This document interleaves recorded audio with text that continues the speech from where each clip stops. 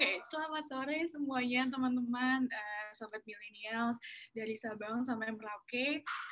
Semoga hari ini dalam keadaan yang sehat walafiat, tetap semangat, dan stay at home juga, jadi tetap di rumah. Nah, hari ini aku mau ucapin terima kasih buat yang udah join. Hari ini kita mau bahas tentang scholarships gitu. Jadi ini aku mau coba share screen-nya dulu. Oke, sorry. Ya. Nah, mungkin teman-teman udah bisa ngeliat, udah ada share screen-nya. Nah, ini aku sambil jelasin dulu. Jadi di hari ini, di Karir hari ini kita akan bertemakan scholarship talk karena dalam bulan ini Career Date akan ngomongin tentang scholarship. Karena mungkin teman-teman tahu beberapa scholarship kali ini memang lagi buka pendaftaran nih. Jadi setahu aku tuh ada LPDP, terus juga ada Chevening. Jadi kenapa Career Date kali ini pengen bahas tentang scholarship, dan untuk hari ini kita akan fokus di creating personal statement. Jadi kenapa sih personal statement itu penting? Nanti kita akan bahas di selanjutnya. Nah, sebelumnya aku mau jelasin sebenarnya Career Date itu apa sih. Jadi Career Date itu adalah salah satu program dari Rumah Millennials. Di sini kita biasanya ngobrol-ngobrol A to Z tentang karir dan juga dunia kerja gitu. Tapi karena karir itu kan memang panjang ya gitu, di sekolah, terus juga dunia kerja nanti, dunia kerja yang berhubungan sama rekrutmen, pengembangan diri, nanti juga peningkatan performa. Nah, biasanya memang Career ini kita adakan di minggu kedua dan minggu keempat setiap bulan ya. Jadi buat teman-teman bisa dipantengin terus Instagramnya Rumah Millennials di @rumah.millennials untuk info-info tentang program-program Rumah Millennials dan juga Career Date pada khususnya. Nah, di Career Date kali ini kita mau ngomongin apa? Seperti yang tadi aku bilang, kita mau ngomongin sebenarnya tentang personal statement yang merupakan salah satu syarat pendaftaran universitas dan juga scholarship gitu. Nanti aku di sini akan ajak 3 orang temanku yang menurutku itu keren-keren banget gitu. Jadi ntar kita masing-masing bisa belajar nih buat teman-teman yang mau melanjutkan studinya, baik itu di luar negeri maupun di dalam negeri, kita bisa tanya-tanya sama 3 speaker kita hari ini.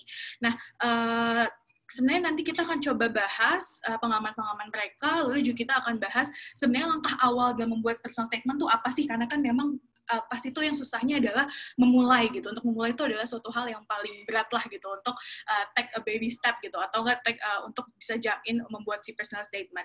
Sama nanti mungkin yang paling penting adalah sebenarnya ketika kita buat personal statement, apa aja sih yang harus di input gitu, atau apa aja sih yang harus dicantumkan, karena biasanya baik universitas maupun scholarship itu tidak mempunyai syarat yang kayak harus ada A, B, C, D, E gitu. Jadi benar-benar bagaimana kita bisa mengelaborasi hal-hal yang ada di diri kita, dan kita nanti coba mencari inspirasi dari 3 speakers kita hari ini. Nah, selain itu, aku juga mau jelasin dulu nih, jadi selain hari ini kita mau main personal statement, kita juga akan ada next sessions ya, kita akan ngomongin tentang LPDP di tahun 2020 ini, minggu depan, hari Minggu, tanggal 18 Oktober jam 4. Jadi buat teman-teman yang memang tertarik sama LPDP in spesifik, teman-teman bisa dicatat waktunya, nanti kita akan bahas lagi minggu depan tentang LPDP. Nah, sebelum memulai, aku juga mau kasih tahu, jadi memang salah satu ciri dari Career Date itu adalah kita selalu ada giveaway di setiap sesinya.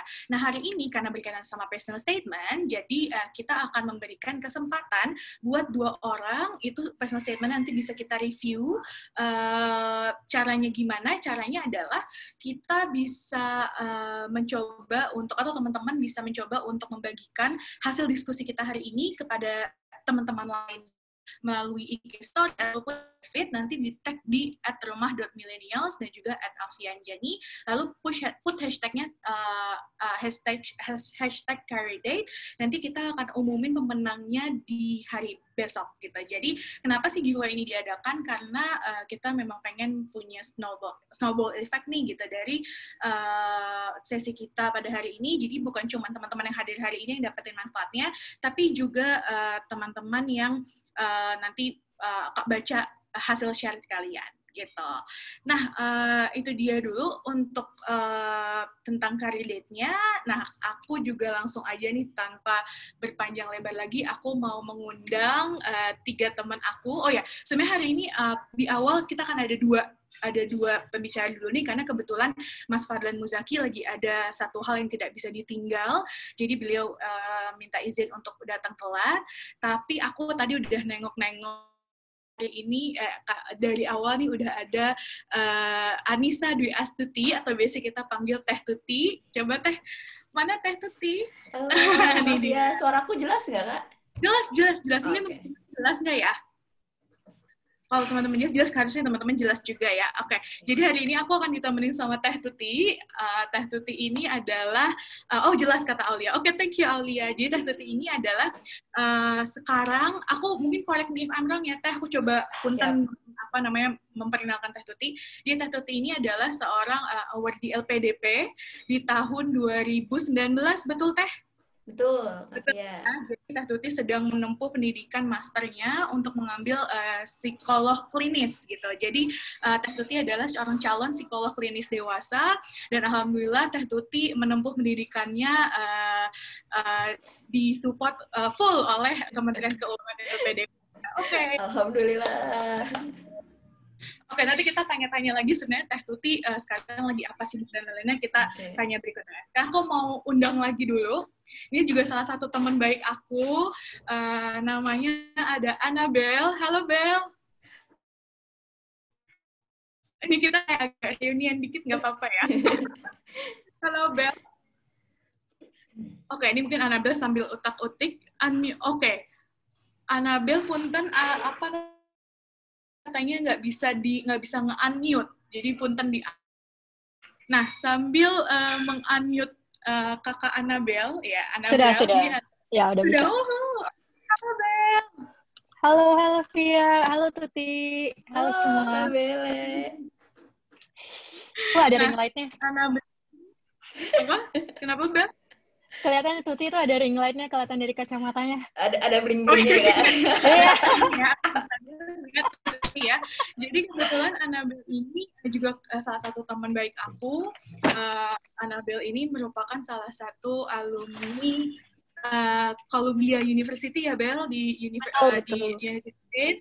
Itu di tahun berapa Bel waktu itu Bel di Columbia? Itu 18 bulan programnya, jadi 2016 sampai bisa bilang 2017 akhir.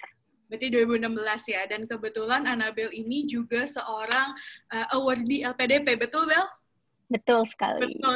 Oke, nah jadi nanti kita coba tanya-tanya juga. Ini teman-teman nih siap-siap nih. Jadi kenapa sih aku hari ini undang Teh Tuti gitu, atau ya jadi kita biasa ngambilnya Teh Tuti sama Bele gitu ya, sama Annabel hari ini, karena kita pengen coba belajar, atau kita juga pengen mendapatkan insight dari Teh Tuti dan juga Annabel. Nanti juga ada Mas Fadlan. Sebenarnya gimana sih cara membuat personal statement gitu, karena yang memang kita tahu ya Bele dan Tuti gitu, membuat personal statement tuh susah-susah gampang, betul nggak ya? Betul ya. Nah, tapi nanti mungkin sebelum kita lebih jauh nih, Tuti dan Annabel, boleh nggak sih kalau dari Annabel sama Tuti mungkin bisa dijelasin dulu, mungkin sekarang kegiatannya lagi apa, terus tadi kan udah tahu nih sedikit gitu, Teh Tuti di Psikologi UI, ngambil S2-nya, terus Annabel di Columbia. Nah, boleh jelasin nggak mungkin saat ini kegiatannya apa, terus background-nya, pendidikannya gimana gitu, biar kita lebih kebayang nih background dari Teh Tuti sama Annabel. Mungkin boleh aku Annabel dulu kali ya. Gitu. Oke. Ya, jadi namaku Annabel, biasanya dipanggil Bele sih kalau mungkin di psikologi dulu.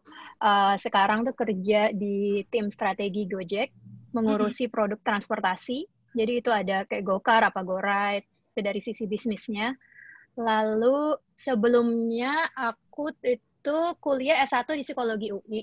Jadi satu alma mater nih sama Via dan Teh Tuti. Lalu kalau S2-nya aku ngambil jurusan, namanya sih panjang ya, Quantitative Methods in Social Sciences. Tapi basically itu sebenarnya statistik terapan di Columbia University, United States. Terus waktu itu pakai LPDP PK 61. PK61 ya, even masih 2 Iya. Iya, masih 2 digit. Sorry, masih 2 digit. Oke. Nah, kalau Teh Tuti gimana nih, Teh? Sekarang kegiatannya lagi apa? Terus mungkin jelasin lagi sebenarnya psikolog klinis itu apa sih? Mungkin bedanya sama aku nih, gitu. Anak MSc Business Psychology itu apa, gitu, biar lebih jelas. Oke, makasih sebelumnya Kak Via. Aku juga rindu banget sama Kak Bele. Ya ampun, terakhir ketemu Kak Bele kayak 2014 gitu. Kayak pas lulus S1. Jadi teman-teman perkenalkan, namaku Anissa Dwi Astuti. Biasa dipanggil Tuti. Kenapa dipanggil Teh Tuti? Karena aku orang Bogor. Jadi tinggalnya di Bogor. Jadi lucu ya, maksudnya Kak Bele sama Kak Via aku manggilnya kakak, tapi Kak Bele sama Kak Via manggil aku Teteh gitu ya. Begitulah pokoknya. Nah, sekarang lagi menempuh pendidikan S2 profesi klinis dewasa. Bedanya apa sama magister psikologi biasa? Jadi profesi ini aku menempuh pendidikannya 2,5 tahun, Kak Via dan teman-teman. Kenapa 2,5 tahun? Karena aku ngambil dapat gelar magister psikologinya dan dapat gelar psikolognya gitu, di mana psikolog ini adalah praktisi psikologi yang secara resmi boleh praktek gitu. Jadi praktek sebagai psikolog gitu. Karena kalau magister psikologi aja dia nggak bisa praktek. Gitu. Nah, S1-nya sama di psikologi UI juga. Aku awardee, ini udah 3 digit, awardee LPDP PK 147.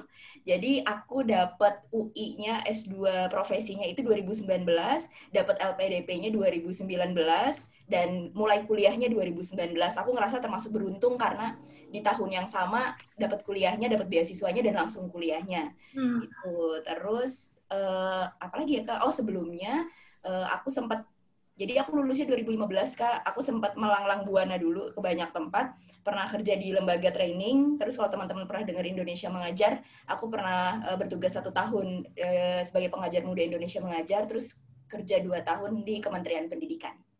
Oke, wow, berarti memang ketika Teh Tuti ini memutuskan untuk melanjutkan S2, itu juga ada certain period-nya dulu ya Teh gitu. Betul. Sampai akhirnya oke, aku lanjut nih S2. Oke. Nah, sebelumnya nih Teh Tuti sama Bele gitu, sebelum kita ngomongin personal statement in details gitu, boleh tahu nggak sih sebenarnya kalau dari Teh Tuti sama Annabelle itu apa sih yang membuat Teh Tuti tuh Teh Tuti dan Annabelle ini terinspirasi untuk melanjutkan pendidikan pasca sarjana gitu? Karena kan kalau nggak salah juga tadi Bele masuknya tuh 2016 gitu, di mana Bele maksudnya kuliah S2-nya 2016, di mana Bele juga udah lulus 2014, berarti kan ada gap tuh 2 tahun gitu, maksudnya udah kerja dulu gitu mungkin, atau sudah mencoba dapat pengalaman dulu, terus Teh Tuti juga udah sempat kerja di Kementerian Pendidikan juga dulu gitu, sampai akhirnya oke, aku lanjut pasca sarjana gitu. Boleh di-share nggak tuh Teh Tuti sama Annabelle, kenapa akhirnya Teh Tuti sama Annabelle memutuskan oke, gue akan lanjut pasca sarjana, terus mungkin sebenarnya boleh dikasih tahu sedikit juga kenapa gue harus coba scholarship gitu. Oke, siapa dulu nih? Ya udah deh, aku dulu. Ya, jadi sebenarnya kalau ya Bele di 2014 itu aspirasinya sih pengen jadi peneliti ya. Jadi itu dulu sebenarnya tujuan utamanya pengen, ya udahlah karena dulu skripsinya di bidang behavioral economics, terus pengennya lanjut di Warwick. Kan kayak banyak sebenarnya alumni dari psikologi UI ke sana. Nah, tapi itu bedanya sebenarnya agak ya udah jurusannya apapun, yang penting aku bisa ngelakuin riset lagi di bidang psikologi sosial. Nah, tapi pas baru lulus itu tuh dapat kerjaan di sebuah tempat kayak boutique consulting gitu. Sebenarnya deliverables utamanya adalah social media recommendations, sama namanya kalau mungkin kalian mau Google itu namanya Robi Muhammad. Nah, terus dia itu tuh memang lulusan sosiologi dari Columbia University, dan S2-nya itu tuh di KMSS Columbia. Nah, dari situ tuh, jadi aku pokoknya waktu perjanjiannya adalah lo belum siap kalau lo apply sekarang, jadi lo harus pertama cari scholarship-nya juga, karena nggak mungkin bayar, aku nggak mampu, jujur aja Columbia di New York, dan juga lo butuh pengalaman dan juga kemampuan untuk bisa menjalankan sedikit-sedikit lah, kayak programming language buat statistik semacam R ataupun Python. Jadi 2 tahun itu tuh adalah gap di mana aku nyari kerja, tapi sebenarnya lebih ke untuk mempelajari itu sih, nyiapin JRI, nyiapin kemampuan teknikal, dan juga persiapan cari beasiswa. Tuh. Jadi aku kerja yang social media consulting itu di namanya Prophetic, terus aku juga part-time di UI, jadi teaching assistant buat program Magister Science Psikologi Sosial. Asih, oke. Jadi kalau dari Belle sendiri pun 2 tahun itu memang jadi waktu buat Belle untuk explore dulu nih sebenarnya apa aja yang juga akan dipelajari nantinya ketika di Columbia gitu ya, Belle ya? Kayak Iya, soalnya takut nggak lulus kan, kayak disiap-siap dulu. Jadi memang persiapannya tuh bukan cuman ketika maksudnya persiapan untuk universitasnya, even further gitu, untuk course-course juga udah disiapin dari 2 tahun sebelumnya. Oke. Nah, Iya. kalau dari Teh Tuti gimana, Teh? Kalau dari aku sendiri, emang kan sebenarnya ketika lulus S1 pengen jadi psikolog kan, Kak. Cuma kayak mau kapan itu sebenarnya nggak bulat banget gitu. Mau nggak nargetin tahun kapan gitu, makanya akhirnya kerja dulu. Nah, kenapa akhirnya bikin bulat? Oke, lanjut pasca sarjana, lanjut ngambil profesi, karena beneran butuh ilmunya gitu. Mungkin di sini teman-teman punya sering dengar tipikal anak psikologi itu sering dicurhatin sama teman-temannya, Kak. Nah, itu pun yang terjadi pada aku gitu. Dari SMA sampai sekarang dunia kerja itu sering diceritain gitu. Nah, masalahnya makin kesini itu kasus yang diceritakan udah bukan kasus-kasus yang remeh-temeh gitu loh, Kak. Bukan cuma masalah iya nih aku di ghosting atau di gebetanku nggak balas, nggak ngerit gitu, tapi udah sesuatu yang sangat klinis seperti skizofrenia, kasus kekerasan seksual, kekerasan rumah tangga, depresi, gangguan kesehatan mental lainnya yang pernah membuat aku di titik wah ini aku nggak punya ilmunya gini buat bantu gitu. Dan aku ngerasa kayak pernah ada di titik frustasi karena ini kasus-kasus yang aku hadapi makin banyak, tapi aku nggak punya cukup ilmu karena menurutku kayak cuma googling sendiri, baca artikel sendiri tuh nggak cukup gitu. Sampai akhirnya oke, aku harus maju buat cari ilmu benerannya gitu. Sampai akhirnya bulat buat S2 profesi karena aku pribadi bukan anak yang akademis banget sebenarnya, Kak, gitu. Jadi aku tuh maju S2 tuh bukan mikirin gelarnya, pengen dapat magister gitu, pengen banget jadi psikolog, sebenarnya nggak segitunya. Cuma rasa frustasi butuh ilmunya yang akhirnya memutuskan untuk maju gitu, nerusin belajar lagi gitu sih, Kak.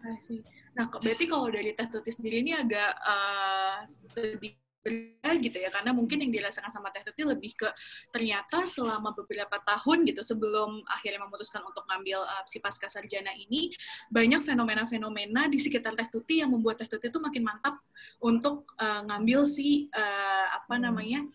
pasca sarjana ini untuk lanjut gitu ya, Teh ya gitu. Jadi pengen nambah ilmunya.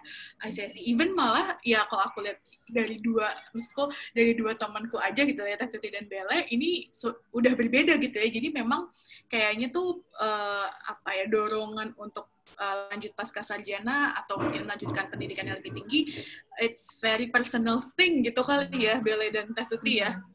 Betul, Kak. Setuju. I see. Nah, kalau setelah itu nih, setelah Teh Tuti sama Belle memang udah tahu, oke, kayaknya gue mau lanjut nih pasca sarjananya gitu.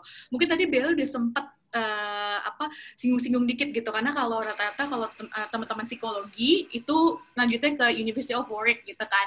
Nah, akhirnya ke Columbia. Nah, selain tadi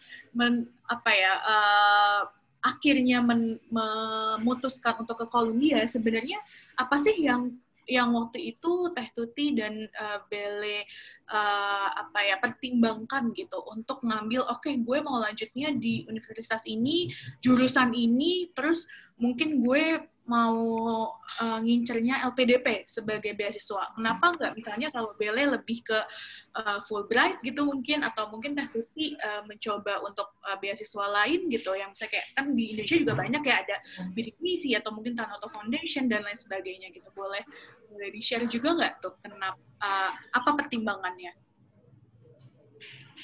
Mungkin Belle dulu kali ya. Kalau boleh ya. Oh, siapa? Terserah. Oke, kita Belle dulu aja. Oke, pemimpah. Oke, sweet. Ya, jadi kalau aku sih pertama untuk beasiswanya dulu ya, cuman being practical aja sih. Pertama karena kalau dari Fulbright iya ke Amerika, tapi itu ada batasan funding. Jadi kalau aku ke university yang states gitu, universitas negerinya, mungkin aku bisa pakai Fulbright. Tapi kalau buat Columbia University, jadi aku harus nambalin gitu kan. Jadi nggak full funding.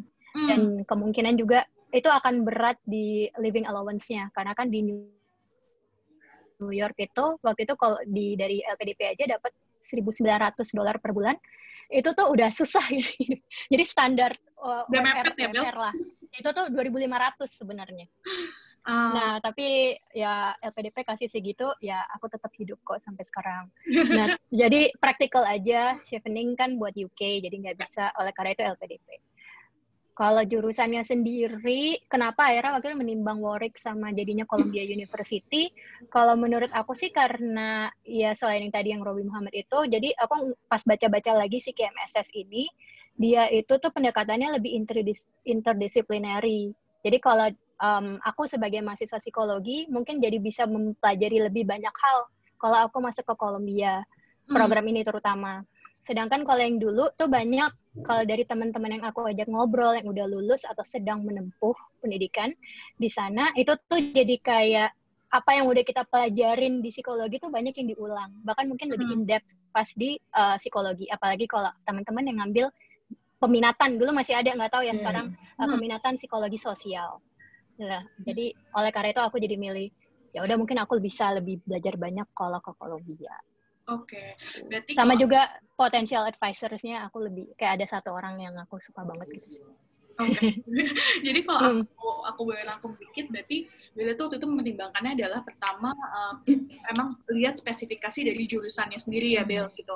Kira-kira gimana sih yang paling unggul dari jurusan yang Bella mau, lalu pilih universitasnya. Lalu yang kedua juga kalau mempertimbangkan untuk kira-kira scholarship mana sih yang mau kita tuju, ya somehow practicality tuh yang perlu dijunjung juga gitu kali ya Bel ya. Mana sih yang ibaratnya cukup lebih menguntungkan bagi kita yang mana gitu. Atau kan bukan menguntungkan sih, at least yang sesuai sama kemampuan kita gitu. Betul. Ya Bel, I see, noted. Nah kalau Teh Tuti gimana Teh? Mungkin kan agak berbeda nih kalau Bele itu mungkin mikirin practicality karena notabene Bele akan pindah gitu kan ke luar negeri. Nah kalau Teh Tuti kan kebetulan dalam negeri nih Teh, dan menurut juga sekarang beasiswa dalam negeri itu lumayan banyak nih Teh. Jadi mungkin ada teman-teman atau sobat millennials kita yang bingung kalau misalkan aku mau kuliah lanjut pasca sarjana di dalam negeri, aku kira-kira gimana ya menentukan aku harus apply kemana, itu gimana Teh kalau dari Teh Tuti? Oke, kalau tadi kan pertimbangan mungkin pertama terkait universitasnya dulu ya Kak. Kenapa sih akhirnya UI gitu? Nah sebelum kenapa milih ke UI, sebenarnya pertimbangannya ada yang lebih atas, yaitu aku mau keluar negeri apa ke dalam negeri. Itu yang pertama dulu. Nah kenapa akhirnya aku memutuskan untuk dalam negeri? Tadi karena aku berusaha mencari yang memenuhi kebutuhanku yang tadi aku ceritain di awal. Aku butuh ilmu yang membuatku bisa punya license untuk melakukan intervensi psikologi. Dimana itu aku dapatnya, kalau jadi psikolog kan S2 profesi. Kalau di luar negeri, kalau untuk jadi psikolog itu harus jadi S3 dulu. Dan itu cukup panjang prosesnya, itu yang pertama. Dan kedua, ketika memutuskan untuk dapat gelar psikologi di luar negeri, otomatis kasus-kasus yang dipelajari adalah kasus-kasus luar negeri. Gitu. Nah, sedang kasus individualnya gitu. Sedangkan aku pribadi udah meniatkan, kan aku niatnya mau bantu kasus yang aku hadapi nih. Which is itu orang Indonesia gitu kan. Nah, aku waktu itu mindset-nya adalah aku butuh ngambil license, dapat profesinya di luar negeri. Kalaupun ke luar negeri, mudah-mudahan dapat kesempatan lain untuk nambah ilmunya gitu. Tapi untuk bisa prakteknya aku butuh dapat gelar psikolog di dalam negeri. Itu yang pertama, akhirnya aku memutuskan dalam negeri gitu. Nah, yang kedua sebenarnya niatku adalah S2 profesi, nggak cuma UI Kak. Jadi kalau UI aku nggak dapat, sebenarnya aku nyoba yang lain gitu. Jadi aku juga udah memetakan kapan UI buka, kapan UGM buka, kapan Unair buka. Nah kebetulan timeline paling pertama adalah UI, dan yang paling duluan pengumuman lolos adalah UI gitu. Sehingga aku tidak melanjutkan perjuangan yang lain gitu. Jadi akhirnya sebenarnya jadi mentalnya adalah aku mau kuliah lagi gitu. Nah di antara UI, UGM, Unpad waktu itu kepikirannya, yang S2 profesinya menurutku sesuai kebutuhanku gitu. Nah itu akhirnya kenapa ngambilnya UI. Nah adapun LPDP-nya sama, mentalnya aku nggak sanggup nih kalau biayain sendiri. Gimana caranya nyari lembaga yang mau biayain aku gitu, dimanapun itu akan kuperjuangkan gitu. Coba aja dulu gitu, dapetnya yang mana, nanti kita baru hitung-hitungannya nanti gitu. Akhirnya mengerucutlah dua, aku memperjuangkan LPDP sama memperjuangkan beasiswa unggulan dari Kemendikbud gitu. Jadi aku mempersiapkan berkas LPDP sama beasiswa unggulan itu secara paralel. Secara paralel bareng-bareng. Aku lihat timeline-nya, dan waktu itu aku ingat banget tanggal 7 itu pengumuman aku keterima apa enggak LPDP, tanggal 8 itu penutupan pendaftaran beasiswa unggulan gitu. Jadi mau nggak mau aku harus masukin dua-duanya gitu. Nah, kan seperti yang kita ketahui kita nggak boleh double funding ya Kak ya. Jadi Betul. harus menggugurkan salah satu.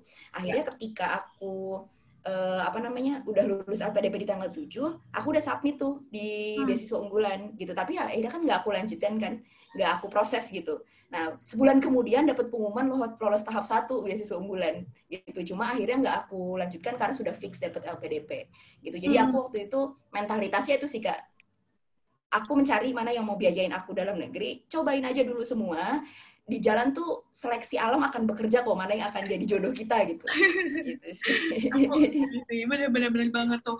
Nah, jadi kalau aku boleh agak rangkum dikit gitu ya Teh, berarti memang kalau perlu penting bagi kita untuk tahu nih sebenarnya goal kita di awal tuh apa gitu ya. Mungkin kalau tadi disinggung juga sama Belle sedikit gitu. Belle juga di Columbia tuh ada advisors yang pengen dituju juga ya Belle gitu. Jadi professors gitu yang memang pengen bisa belajar langsung dari beliau juga gitu.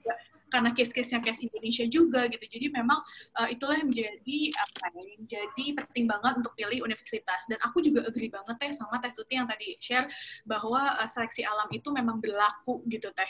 Kalau misalnya memang kita tahu nih goal kita memang at least mau S2 dulu gitu, pokoknya gimana caranya kita harus S2, tapi kebetulan secara biaya kita nggak mampu, ya udah kita coba cari siapa yang mau biaya. Karena mungkin kalau aku boleh share juga nih teman-teman, aku juga mungkin tadi belum kenalin diri kayaknya deh, by the way. Jadi aku juga kebetulan LPDP award juga. Jadi aku baru banget balik nih teman-teman. Ini karir date pertama aku yang kita satu time zone. Biasanya tuh dari volume 1 sampai 7 aku selalu beda time zone gitu. Jadi sini jam 4 sore, di sana karena aku kuliah di UK setahun sebelumnya. Jadi kita beda 6 atau 7 jam gitu. Nah, aku kepo nih, ada yang pernah ikut karir date juga nggak tuh dari 1 sampai 7? Boleh dong. Aku pernah ikut. Yang bahas Oxford sama Harvard kan? Ya aku pernah. Thank you banget udah ikut karir lagi. Oh iya, sambil aku penasaran dong teman-teman, di mana sekarang kegiatannya lagi apa, sama asalnya dari mana, dan nanti bisa kenalan juga sama Belle sama Teh Tuti ya. Jadi siapa tahu nanti mungkin bisa kenal-kenal ke depannya. Nah, tadi aku sampai mana? Oh ya, berarti memang in practical ya kita coba dulu aja gitu. Mungkin kayak misalnya kalau aku itu kebetulan memang pengennya ke UK gitu ya. Jadi saat itu aku juga jadinya apply ya udah apa aja yang buka untuk ke UK gitu. Jadi waktu itu aku chevening sama LPDP, dan kebetulan aku LPDP pernah gagal sekali, chevening gagal 2 kali, tapi alhamdulillah yang keduanya berhasil gitu. Jadi jadi memang tiada usaha yang mengkhianati hasil gitulah ya Teh ya. Penting dicoba dulu gitu ya, nggak Bel? Coba dulu aja. Setuju. Oh, kebetulan kayaknya Mas Fadlan udah masuk nih, biar kita sekalian kenalan juga deh. Coba. Halo Mas Fadlan. Nah, ini dia teman kita satu lagi. Kebetulan Mas Fadlan ini juga salah satu siblingsnya Rumah Millennials. Mas Fadlan di sini ada Tuti dan juga Annabelle yang kebetulan kita akan sharing-sharing hari ini mengenai personal statement sama personal statement untuk kita bisa apply untuk kuliah dan juga apply untuk scholarship. Nah, mungkin sebelum nanti kita akan langsung jump in ke pertanyaan yang udah berjalan, nggak apa-apa ya Mas Fadlan ya? Mungkin nggak apa-apa, silakan lanjut. Mas Fadlan mungkin boleh ceritain dulu Mas Fadlan kira-kira di hari-hari ini kegiatannya lagi apa? Kalau nggak salah sekarang katanya Mas Fadlan lagi di Aceh ya? Nggak jadi. Iya, nggak jadi. Tadi rencananya memang hari ini mau ke Aceh, cuma nggak jadi karena satu dan lain hal. Dan memang hari ini lagi full banget webinar, makanya tadi saya mohon maaf sama pembicara yang lain, ada Mbak Annabelle sama Mbak Tuti di sini. Dan teman-teman juga di sini saya agak telat tadi karena memang ada webinar yang agak telat juga. Hasilnya saya harus melipir dulu ke setelah. Karena ini saya lagi sibuk, baru kerja, kebetulan dipercaya sebagai konsultan di Sekretariat Nasional Sustainable Development Goals-nya Indonesia. Sambil juga lirik-lirik kayaknya lagi mau lanjut S3 dan sambil ngajar juga di beberapa universitas sekarang ini. sama masih nyempetin waktu untuk di beberapa organisasi juga sebenarnya. Oke. Jadi most likely sekarang malah sambil mau ngambil PhD lagi nih ya Mas Fadlan. Betul. Malah juga mungkin Mas Fadlan sekarang lagi nyusun personal statement juga nih, jangan-jangan. belum sampai saat ini ngelirik karena keadaan saat ini kan masih pandemi. Kalau dari saya sih sebenarnya nggak ada masalah, tapi karena saya sudah berkeluarga, kita diskusi sama istri, diskusi sama orang tua dan orang-orang terdekat seperti itu. I see. Oke. Thank you banget Mas Fadlan udah nyempetin hari ini bisa sharing-sharing sama sobat-sobat millennials nih terkait dengan si personal statement. Oke, nah tadi sih kita baru sebenarnya belum terlalu jauh sih Mas Fadlan, kita bisa cerita-cerita tentang kira-kira kenapa kemarin Tuti dan juga kita manggil Tuti ini Teh Tuti gitu ya. Jadi kita bilang Teh Tuti sama Annabel ini mau majukan pascasarjana. Nah, sekarang aku sebenarnya mau ini sih aku mungkin mau coba, bukan mau apa ya, penasaran gitu kan, sebenarnya itu banget bilang kayak Via kalau bikin personal statement tuh susah banget buat mulainya gitu. Kadang tuh udah ada nih di dokumen judulnya personal statement gitu, tapi buat nulis kalimat pertama tuh susah banget gitu. Nah, kalau dari mungkin kali ini kita mulai dari Mas Fadlan dulu, nggak apa-apa kali ya maksudnya. Dari apa sih waktu itu langkah pertama Mas Fadlan nih gitu untuk akhirnya memulai nulis si personal statement ini? Kayak how can you take those big step gitu? Saya mulai dari pengalaman pribadi saya, udah cukup sih itu aja.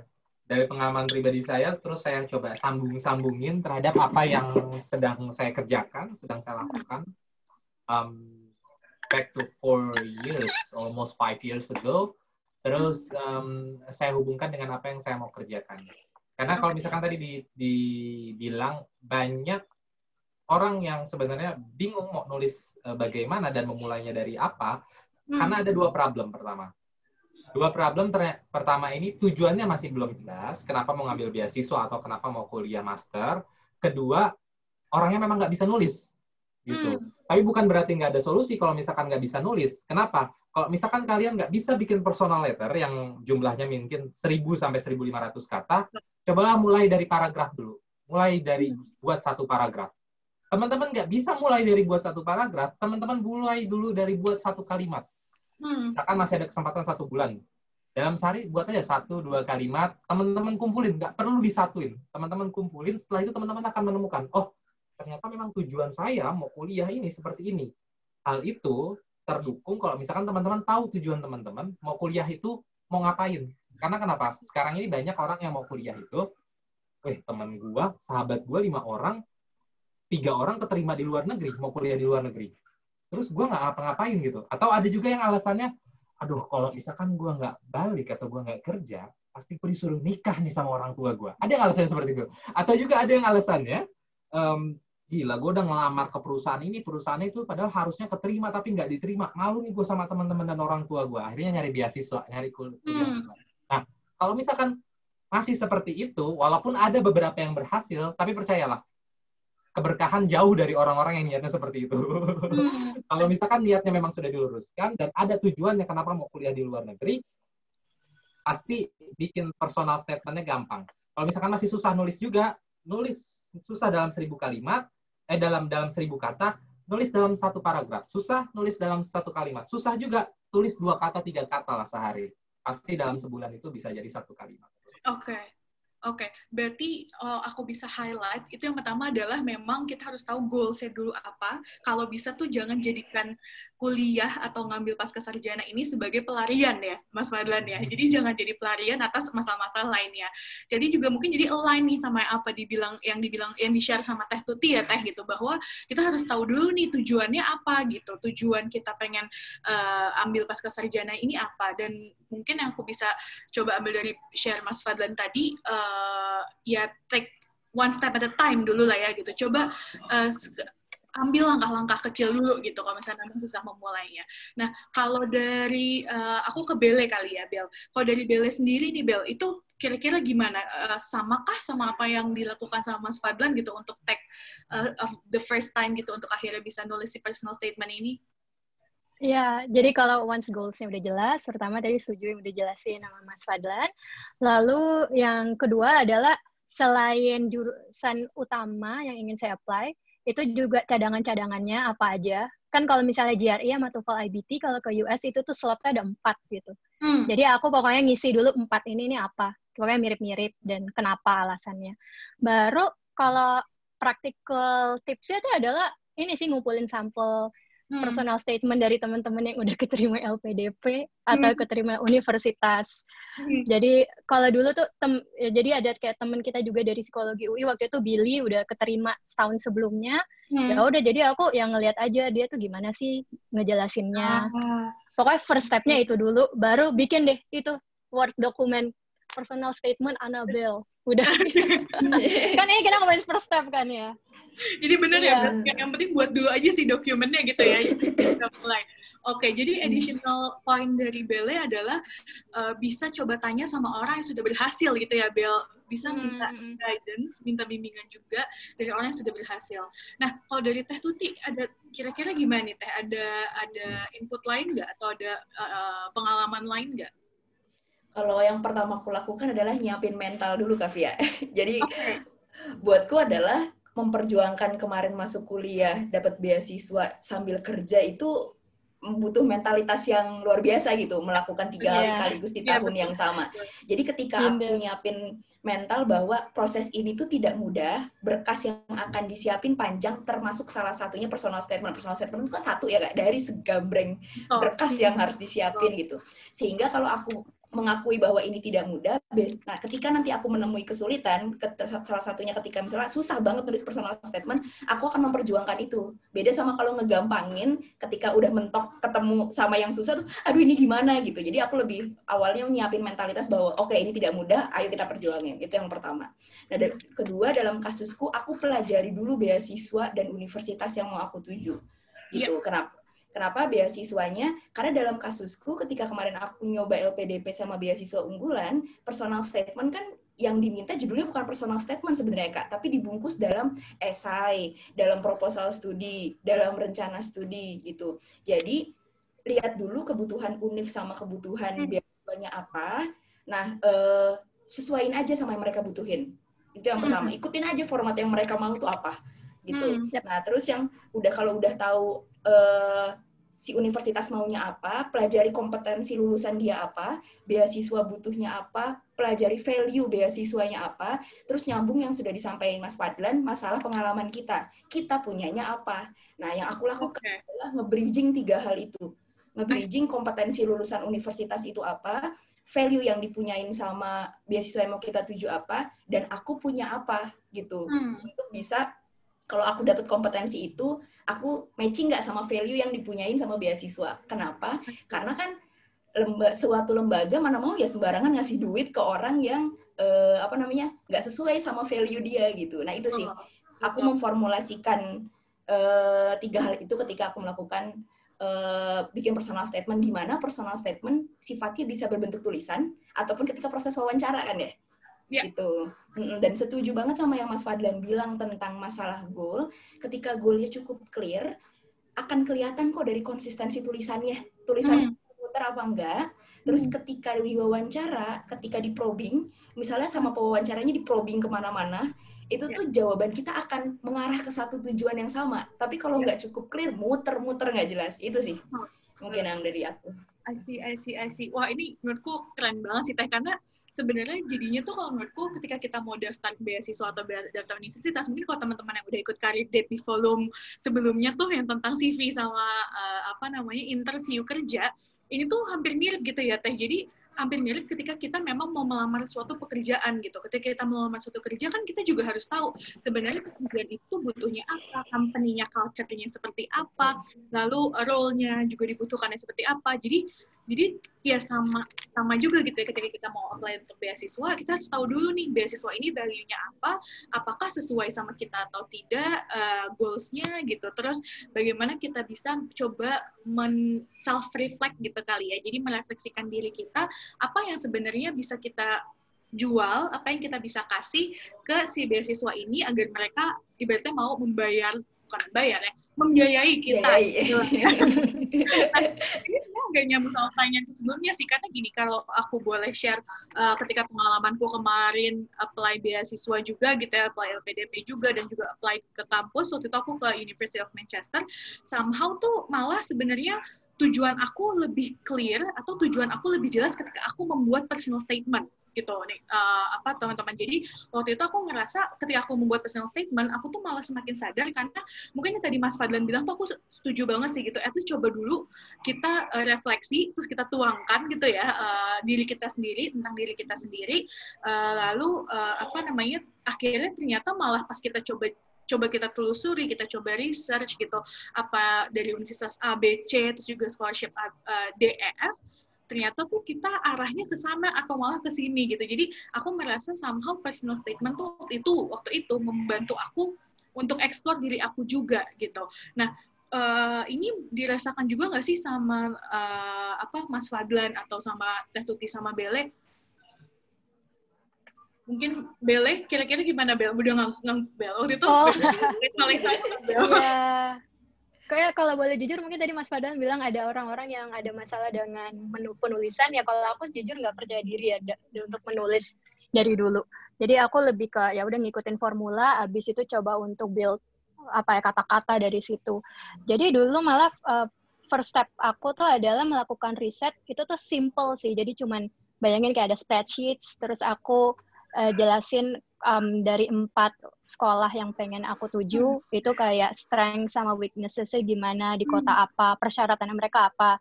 Jadi bikin semua informasi tentang sekolah yang aku tuju itu structured. Kalau LPDP mungkin Teh Tuti sama Mas Fadlan bisa share lebih lanjut, jadi aku mungkin lebih ngomongin pengalaman untuk sekolah ya. Gitu. Abis itu kalau dari research itu justru bukan yang membantu aku untuk cari tahu kira-kira nanti apa yang perlu di-highlight di personal statement. Oh, oke. Okay. Jadi kan banyak banget sebenarnya pengalaman di kuliah, di kerja 2 tahun itu, yang oke lah menurut aku bersyukur banget bisa dapat pengalaman itu, tapi nggak perlu semuanya di-highlight. Jadi itu tergantung banget sama yang tadi dijelasin sama pembicara-pembicara lainnya, dari strength dan juga research area dari universitas yang kita tuju, dan ya udah kita sudah cari pick aja informasi yang mau kita tuangkan. Kalau ditanyain membantu personal statement, itu tuh jadi buat ya udah sih buat mengkristalisasi research yang udah aku lakukan itu gimana akhirnya. Jadi itu lebih ke bukan di awal, tapi itu lebih ke bagian akhirnya aja sih. Oke. Nah, berarti kalau dari Bele sendiri, sebenarnya si research itulah yang akhirnya membantu atau nge-build up si personal statement gitu ya, Bel? Iya, personal statement, dan juga nanti kan ada kayak resume. Resumenya waktu itu di Columbia tuh dibatasin maksimal 2 halaman. Bayangin kayak dulu di kampus bisa nulis CV kayak beberapa halaman, kepanitiaan ditaruh semua gitu. Jadi mungkin kalau teman-teman yang jadi HR lebih tahu gitu ya gimana tulis resume yang baik. Aku kan nggak pernah pengalaman kerja di situ kan, jadi lumayan struggling juga di situ. Gimana bikin jadi 2 halaman? Jadi makanya aku spend banyak waktu di research, dan juga jujur ini nih kayak yang personal statement segala itu justru bukan di awal tapi di akhir, karena kan aku banyak kayak hambatan kayak GRE dan juga TOEFL IBT. Nah GRE ini bayangin aja tuh analoginya kayak tes kompetensi, tapi sebenarnya dirancang buat orang yang bahasa utamanya itu bahasa EKTPA, tapi bahasa Inggris. Jadi kita sebagai non-native speaker itu tuh blocker saya banyak banget. Jadi aku spend banyak waktu banget di GRE. I see. Oke. Nah, kalau dari Mas Fadlan nih, aku penasaran. Kalau dari Mas Fadlan sendiri, kira-kira waktu membuat si personal statement, tadi kan Mas Fadlan udah sempat cerita nih bahwa kita bisa coba at least jelasin nih sedikit dulu gitu. Apa maksudnya tentang diri kita dulu, baru dari goals kita. Nah, kalau misalkan dari Mas Fadlan sendiri waktu bikin personal statement waktu itu, bagaimana sih caranya kita bisa put those chunks gitu ya, karena kan mungkin kita research pasti all over the place. So, gimana caranya kita bisa akhirnya menyatukan itu dalam sebuah personal statement gitu, Mas? Oke. Sebenarnya sebelum saya menjawab, tapi saya mau coba ini dulu sih, apa namanya, menyampaikan ini. Sebenarnya orang pinter di Indonesia ini banyak banget. Dan apa namanya, semoga saya nggak salah kata ya. Dan bukan berarti orang-orang yang dapat beasiswa itu adalah orang yang terpintar.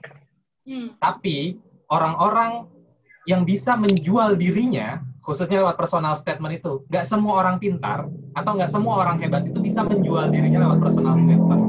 Kalau misalkan tadi sudah dijelaskan proses. Jadi prosesnya mungkin dalam waktu 1 tahun saya mempersiapkan diri, dalam 1 tahun itu saya bikin yang cuma 2 lembar itu gitu. Mungkin kalau dibilang atau dihitung mungkin jumlahnya mungkin lebih dari 10 atau mungkin bahkan 20-an kali ya personal statement. Kayaknya personal statement ini yang. Dan bagaimana waktu itu cara menyusunnya, karena banyak banget riset dan segala macam. Saya memang sejak lulus SMA itu saya punya yang namanya CV yang benar-benar seumur hidup. Jadi dari lomba makan kerupuk pun itu saya punya sampai sekarang ini. Nah, itu fungsinya apa? Mungkin ada, saya nggak tahu sekarang jumlahnya ada berapa, ada puluhan halaman pokoknya. Itu pengalaman dari kecil sampai sekarang itu saya tulis semua. Takut ada yang lupa. Nah, itu fungsinya apa? Ketika saya apply satu kegiatan, misalkan apply beasiswa, mau kuliah di luar negeri, jurusan apa, pengelola beasiswanya siapa, pemberi beasiswanya siapa, dan di situ saya mau coba mulai untuk saya masukkan ke personal statement saya, coba saya checklist dulu. Ini kira-kira masuk nggak ya sama tujuan saya? Oh, nggak masuk, nggak usah. Ini masuk nggak ya? Kira-kira berhubungan. Itu semua pindahkan ke poin-poin yang ada di personal statement, setelah itu saya seleksi lagi. Oh, saya alur ceritanya ini mau seperti ini gitu. Kan tadinya udah ngebayangin kan. Pertama saya mau coba angkat dari pengalaman pribadi saya. Saya waktu itu saya coba angkat, karena waktu itu saya apply kuliahnya misalkan mau ngambil East Asian Studies atau International Relation, saya coba angkat waktu itu dari ketika saya umur 8 tahun. Ketika rumah saya dibakar, rumah saya yang saya kontrakkan kepada orang Chinese itu dibakar karena saya dikira pendukung orang Cina tahun 1998. Dari situ saya hubungkan sama riset-riset saya. Riset saya di S1 itu, skripsi saya itu, S1 itu hubungan Indonesia dengan Malaysia. Kan nggak nyambung tuh. Chinese, krisis 98, sama Malaysia. Tapi saya coba ambil benang merahnya di mana? Saya coba ambil benang merahnya itu di hubungan internasionalnya. Karena waktu itu bisa ada krisis, kenapa hubungan konfrontasi Malaysia itu sampai beberapa waktu lalu itu masih bersitegang, karena mungkin ada hubungan internasional di antara baik itu bilateral maupun peran multilateral itu yang sangat tidak, yang mungkin perlu ada beberapa yang diluluskan. Dan dari situ baru penelitian-penelitian saya yang berkaitan tentang itu baru saya masukkan. Jadi nggak semuanya itu put in one basket ya, tapi udah terseleksi, terfilter dari beberapa atau berbagai tahap, sehingga itu menjadi sebuah apa ya, sebuah bisa dibilang mungkin saya menganggapnya itu sebuah masterpiece untuk jualan saya, untuk modal saya berjualan, apa yang dijual yaitu potensi diri saya ke pihak-pihak yang mau memberi saya beasiswa, seperti itu.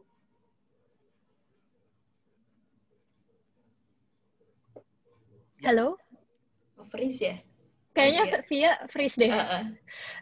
Kak Via. Hai Via. Ya mungkin dari Teh Tuti mungkin. saya jadi hostnya. Kita langsung take over aja. Iya, kalau sebenarnya kalau dari aku pribadi hanya merangkum dari Kak Bele sama Mas Fadlan, setuju banget sebenarnya. Intinya adalah mencari yang relevan kan ya Mas sama Kak Bele gitu, dari segambreng pengalaman, mana pengalaman yang relevan baik untuk menuju universitasnya maupun menuju beasiswanya gitu. Dan waktu itu mindset yang dipakai adalah harus berani tega mengeliminasi pengalaman yang diceritakan gitu. Jadi memilih mana yang paling relevan dan ya udah diperkuat di situ aja building ceritanya gitu. Maksudnya salah satu yang bisa aku kasih contoh, kan aku pernah punya pengalaman mengajar di Indonesia, mengajar di UI, mengajar di Telkomsel, mengajar, sedangkan universitas yang aku tuju adalah profesi klinis dewasa gitu, jadi psikolog klinis. Yang aku highlight bukan pengalaman mengajarku, tapi bagaimana interaksiku dengan berbagai orang dari berbagai latar belakang pendidikan, agama, sosial, ekonomi gitu, yang membantu aku untuk ketika aku jadi psikolog, aku akan punya kompetensi menghadapi berbagai orang dari berbagai latar belakang. Itu yang dimaksud dengan relevansinya. Jadi harus berani untuk ngambil mana yang relevan dan ini yang mau aku jual gitu. Itu sih. Kavia sudah kembali? Oh, masih nge-freeze ya?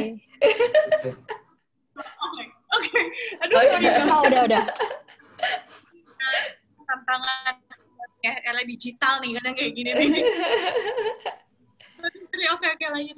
Kayaknya tadi masih ngomongin tentang itu ya, pengalaman Teh Tuti untuk nyambungin apa yang diminta sama beasiswa atau kuliah sama pengalaman Teh Tuti, bener Teh? Betul. Oke. Aduh, aku minta maaf ya teman-teman. Nggak apa-apa. Udah selesai Kavia, silahkan dikembalikan ke Kavia.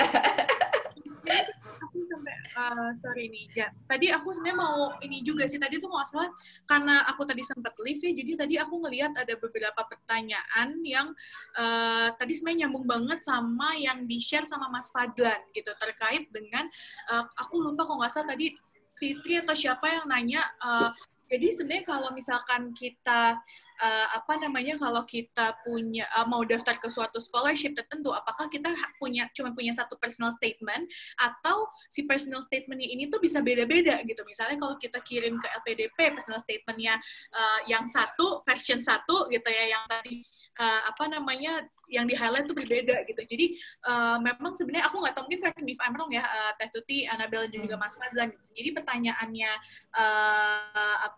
pertanyaan yang tadi ditanyakan bahwa apakah kita tuh cuma punya satu personal statement yang bisa digeneralisir atau lebih baik personal statement yang ibaratnya tailor-made gitu untuk si scholarship atau mungkin untuk universitas A, B, dan C gitu. Nah, mungkin jawabannya malah sebenarnya kalau bisa tailor-made ya. Jadi kita bisa sesuaikan gitu. Jadi kalau bisa jangan semua pengalaman kita diubrek-ubrek tuh di satu tempat gitu. Terus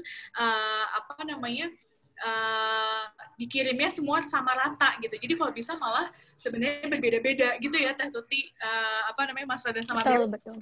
Iya Kak, Via, kalau misalnya merujuk ke yang tadi aku ceritain, menjadi tailor-made karena kita menyesuaikan beasiswa sama univnya maunya apa gitu. Jadi menjadi penting akhirnya mempelajari beasiswa yang mau kita tuju sama univnya karena kita mau menyesuaikan itu gitu. Kan ada yang bilang ya, mungkin Kak Bele sama Kak Via lebih expert tentang kalau kita ngelamar perusahaan, ketika kita ditolak sebenarnya kadang jangan-jangan bukan kita nggak kompeten, tapi kita nggak cocok aja sama perusahaannya belum cocok aja sama budaya perusahaannya, atau emang belum di situ aja. Dan aku ngerasanya mindset itu aku pakai juga ketika daftar beasiswa sama univ gitu, bukan karena akunya jelek gitu, tapi jangan-jangan emang belum cocok aja sama value beasiswa atau univnya gitu.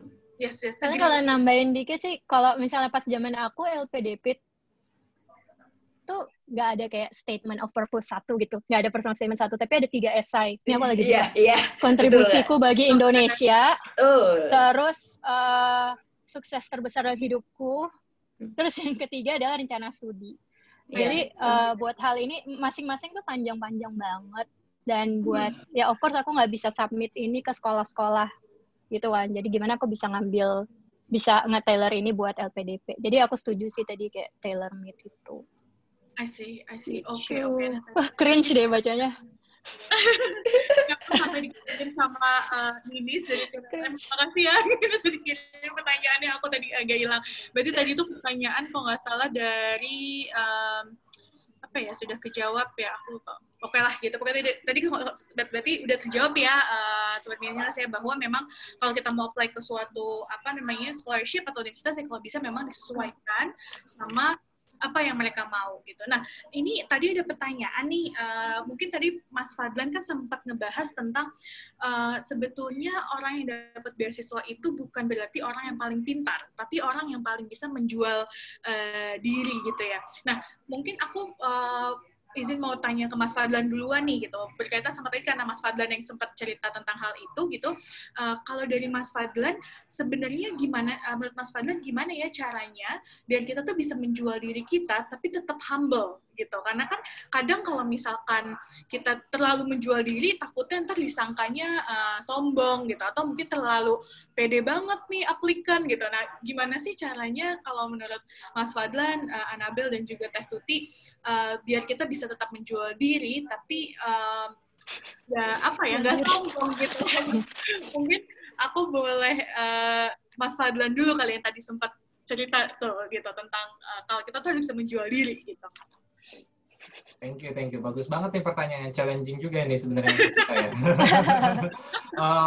Tapi kalau misalkan ditanya bagaimana kita bisa menjual diri, kalau saya sih, kalau dari saya, perspektif saya mungkin ntar ada tambahan atau perspektif yang lain ya. Ceritakan apa adanya saja gitu. Jangan dilebih-lebihkan, karena ketika dilebih-lebihkan malah itu akan terlihat sisi sombongnya. Jadi misalkan kita pernah diterima atau kita pernah juara 1 atau kita pernah juara 3 kompetisi debat ilmiah di Jakarta gitu. Nah, jangan bilang kayak misalkan saya pernah mendapat atas jeripaya saya pernah mendapatkan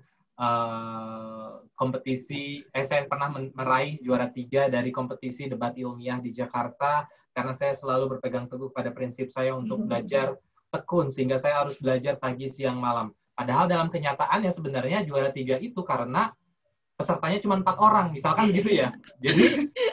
Jadi mencoba membahas sesuatu atau menjual sesuatu yang memang apa adanya dan nggak usah dilebih-lebihkan gitu, karena yang ada nanti malah nggak natural. Malah nanti dibacanya atau kita membacanya malah seperti mengada-ngada gitu, walaupun memang sebenarnya benar juara 3 gitu, walaupun dari 4 peserta. Nah, itu yang pertama. Yang kedua itu saya percaya kenapa kita harus menjual. Saya percaya ketika kita mencari beasiswa, apapun beasiswanya, sekalipun beasiswa kalau nggak salah di LPDP itu ada beasiswa afirmasi ya untuk di daerah-daerah 3T. Sekalipun beasiswa seperti itu, otomatis harus ada value yang sebenarnya didapatkan oleh penerima beasiswa. Jadi harus tetap menjual, tapi tetap pertahankan originalitas dan ceritakan apa adanya sesuai dengan diri kita, nggak usah dilebih-lebihkan. Karena memang biasanya kalau kita menulis itu kadang-kadang imajinasi suka terbawa dan hal-hal yang nggak ada sebenarnya itu tertulis juga di motivation letter. Itu yang perlu kita hindari agar aspek sombongnya itu tadi nggak masuk ke dalam motivation letter. Mungkin dari teman-teman yang lain ada tambahan? Ya, setuju sih kalau harus realistis sama meng-highlight pengalaman-pengalaman yang memang relevan sebelumnya. Kayak kalau pas kuliah jujur satu hal yang aku agak berat untuk hilangin dari personal statement, mungkin ini aku mention di LPDP tapi nggak aku mention di sekolah, adalah pengalaman BEM bareng sama kalian berdua. Menurut aku tuh memorable banget gitu kan, kayak organisasi formal pertama, tapi nggak bisa aku masukin karena nggak relevan di sekolah. Sama yang kedua adalah untuk supaya kita bisa ada apa ya, kayak barometer kalau kita itu undervaluing apa overvaluing achievements kita, ya itu adalah guna dari proofreaders. Makanya kenapa tadi orang yang di awal aku bilang aku minta surat rekomendasi contohnya dia karena dia udah sukses, dia juga bertugas sebagai proofreaders aku dalam proses apply ke LPDP ataupun ke sekolah. Gitu sih. Orang yang emang tahu kamu dari lama. I see. Oke. Nah, kalau Teh Tuti mungkin ada tambahan, Teh? Iya, setuju sama Mas Fadlan sama Kak Bele. Paling mau nambahin ini, Kak. Aku prinsipnya jual dirinya pakai data, bukan pakai perasaan. Gitu. Jadi pakai angka gitu ya. Pakai angka, Kak. Benar. Prinsipnya itu show, don't tell gitu. Jadi tunjukin datanya, bukan ngasih tahu kita gimana. Jadi bukan ngasih tahu saya adalah orang yang bertanggung jawab, enggak. Tapi saya bilang ketika di Kementerian Pendidikan dan Kebudayaan, saya dipercaya untuk menjadi koordinator program ini, melakukan apa dan resultnya apa. Nah biasanya tekniknya tuh aku pakai STAR namanya, Kak. Jadi STAR itu S-nya tuh situation-nya apa, TA-nya tuh task sama action yang aku lakukan apa, R-nya tuh result-nya apa. Nah, itu yang biasa aku lakukan. Jadi, salah satu contohnya yang aku lakukan, aku nggak bilang saya memiliki kemampuan komunikasi yang excellent gitu, kemampuan komunikasi dan interpersonal skill yang excellent yang saya miliki. Tapi saya bilangnya adalah selama 4 tahun bekerja, saya memiliki pengalaman bekerja di perusahaan swasta, perusahaan di pemerintahan, dan di kegiatan kerelawanan di mana di dalamnya saya berinteraksi dengan berbagai jenis orang gitu. Jadi aku ngejualnya pakai data, bukan self claim aku bahwa aku adalah orang yang jago ngomong dan orang yang bertanggung jawab gitu. Itu yang pertama. Terus yang keduanya tetap tadi sombongnya itu tetap diimbangi kalau misalnya kita udah punya semuanya, ngapain lo belajar lagi? Prinsipnya kan gitu ya. Gitu. Ngapain lo sekolah lagi kalau lo merasa udah punya semuanya gitu. Sehingga yang aku highlight adalah, oke, saya pernah punya pengalaman itu, tapi saya masih butuh kompetensi tertentu yang bisa saya penuhi di universitas dan fakultas ini untuk mencapai goal yang saya set tadi, yang saya ceritakan di awal itu sih, Kak. Yes. Oke. Nah, ini keren banget sih menurutku ya, kayak benar-benar Mas Fadlan, Bele, dan Teh Tuti ini benar-benar melengkapi. Menurutku udah paket lengkap banget. Aku, maksudnya kalau mungkin aku berada di posisi Sobat Millennials yang lagi pengen buat personal statement, kayaknya yang tadi udah jelasin tuh benar-benar menurutku paket lengkap gitu. Jadi yang pertama dari Mas Fadlan sendiri adalah bagaimana kita bisa ceritain ya diri kita dengan baik gitu. Terus lalu juga dari Bele gitu, bagaimana kita bisa mempersiapkan gitu, even malah kita kalau bisa minta proofreaders gitu, jadi ada orang yang membantu kita untuk ngebaca, jadi biar terkesannya tidak overvalue atau undervalue gitu. Nah, mungkin ini teman-teman, makanya that's why hari ini aku juga pengen ada isi giveaway gitu ya, jadi siapa tahu mungkin teman-teman ada yang tertarik untuk personal statement ya bisa di-review, nanti tim dari Candidate itu mau bisa akan memberikan kesempatan untuk 2 orang si personal statement-nya di-review gitu. Nah, lalu yang ketiga juga Teh Tuti menurutku itu melengkapi banget di mana tadi kok aku jadi agak ngeblank jujur. Jual dirinya pakai data, Kak. Jual diri angka. Pakai angka. Star. Jadi sebenarnya malah yang tadi Mas Fadlan, Bele, dan Teh Tuti jelasin itu benar-benar kalau mungkin ada yang udah ikut Candidate di volume, aku lupa volume berapa gitu, tentang membuat CV. Jadi sebenarnya hampir sama gitu ya. Jadi harus bisa autentik gitu yang tadi Mas Fadlan sempat bilang, autentik sama original, precise dan detail, tidak dilebih-lebihkan gitu ya, tidak dilebihkan, tidak dikurangi, terus juga jangan undervalue, jangan overvalue, dan tunjukin gitu. Jadi kesannya itu tunjukin, bukan kita bilang bahwa kita nih orang yang mau berkontribusi atau mau nanti pay back to the country dan sebagainya, tapi tunjukin aja bahwa memang sebelum ini pun kita udah berkontribusi gitu di lingkungan kita sendiri gitu ya. Oke. Nah, mungkin ini kadang juga ada yang suka nanya ke aku nih, Bele, Mas Fadlan, dan Teh Tuti gitu. Kalau misalkan personal statement sebenarnya tuh intinya apa sih gitu? Mungkin kalau tadi kan udah sempat disebut-sebut bahwa ya kita harus tahu dulu nih sebenarnya yang diminta apa, karena mungkin setiap scholarship itu beda-beda atau setiap universitas tuh mintanya beda-beda. But in case mereka cuma minta, oke, kirimin si universitas ini motivation letter gitu, kirimin personal statement yang bisa menjelaskan diri kamu atau mungkin deskripsi tentang diri sebanyak 2.000 kata misalnya, let's say. Nah, kira-kira tuh apa aja sih yang perlu dimasukin, atau mungkin dari pengalaman Teh Tuti atau Bele atau Mas Fadlan waktu itu masukin apa aja ya kira-kira gitu. Jadi teman-teman yang mungkin lagi membuat kerangka gitu bisa dapat insight, bisa dapat inspirasi dari Teh Tuti, Bele, atau Mas Fadlan. Mungkin aku kali ini bisa mulai dari Teh Tuti dulu, Teh. Jadi kemarin kan aku juga coba baca lagi ya, Kak. Sebenarnya aku bikin apa aja sih pas kemarin daftar univ, daftar beasiswa gitu. Akhirnya aku menemukan tadi, Kak, sama kayak Kak Beli, bentuknya beda-beda. Ada yang rencana studi, proposal studi, ada esai. Nah, tapi di dalamnya ada yang pola yang sama sebenarnya. Saat yang aku pelajari satu, fenomena saat ini tuh apa gitu. Fenomena yang terjadi di masyarakat Indonesia apa? Di situ ada gap apa? Terus kita punya apa? Kita tuh punya kompetensi apa selama ini? Dan ada kompetensi yang bisa kita penuhi kalau kita melanjutkan kuliah untuk bisa membantu mengisi gap itu. Gitu. Kemarin sih poin yang aku temukan dari pola yang aku bikin sih itu sih. Jadi tentang fenomena masyarakat, tentang tentang kompetensi akunya, apa yang aku butuhin dan bagaimana itu bisa mengisi gap itu kalau didukung sama si beasiswa sama univ itu sih. Asih. Jadi sebenarnya bukan cuma gimana kita menjelaskan tentang diri kita, tapi bahkan kita harus bisa sadar atau bisa kasih tahu bahwa kita tahu kita masih ada yang kurang nih gitu ya Teh. Jadi kita perlu lanjut ke tahap selanjutnya gitu. Oke. Nah mungkin kalau Mas Fadlan ada tambahan nggak Mas Fadlan?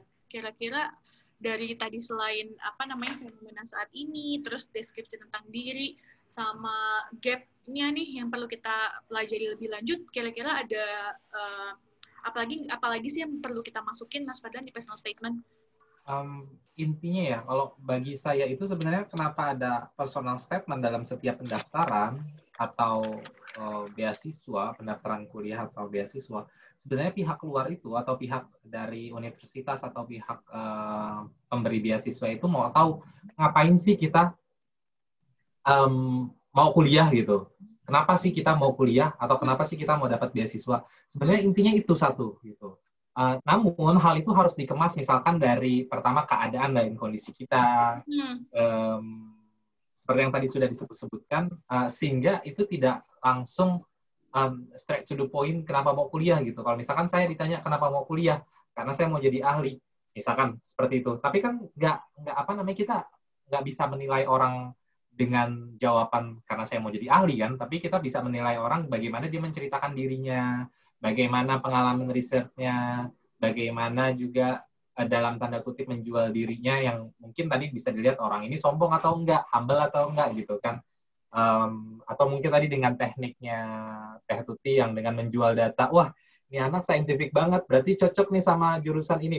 Misalkan bisa dilihat seperti itu kan. Jadi dengan motivation letter itu, maksud saya dengan personal statement itu sebenarnya udah bisa kebaca nih diri kita gitu. Jadi makanya mungkin banyak orang-orang yang bilang bikin motivation letter itu jangan contoh template orang, boleh baca template orang tapi jangan contoh template orang, bikin sendiri sebisa mungkin. Nah, partnya apa saja? Kalau saya sebagai hook itu biasanya saya coba mulai dengan diri saya. Maksudnya keadaan diri saya. Kenapa? Agar ke depan itu saya nggak bicara banyak tentang diri saya. Misalkan kayak saya dan keluarga saya, karena kami dikira, yang masih saya ingat, karena kami dikira sebagai pro-Chinese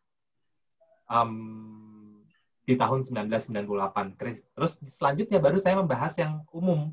Karena menurut saya di awal itu sebagai hook yang bisa melirik atau mencuri perhatian dari si pembaca motivation letter kita gitu. Atau hal itu saya lakukan atau teman-teman saya lakukan itu biasanya menggunakan data atau menggunakan hook yang bikin orang atau si pembaca tercengang.